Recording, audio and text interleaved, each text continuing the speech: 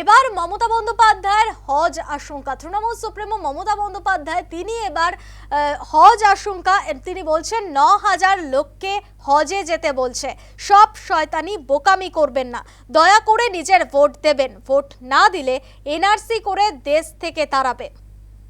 এবার মমতার হজ আশঙ্কা, ৯,০০০ লোককে হজে যেতে বলেছে, দয়া করে নিজের ভোট দেবেন, ভোট না দিলে এনআরসি করে দেশ থেকে তাড়াবে। আর জনসভা থেকে বলছেন মুখ্যমন্ত্রী মমতা বন্দ্যোপাধ্যায়।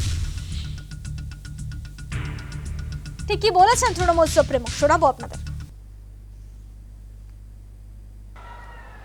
এই সময় বলছে সব লোককে ৯,০০০ লোককে হজে পাঠিয়ে দাও, সব শয়তানি। আমি হজে যারা যেতে চান সবার ব্যবস্থা আমাদের হজ কমিটি করবে।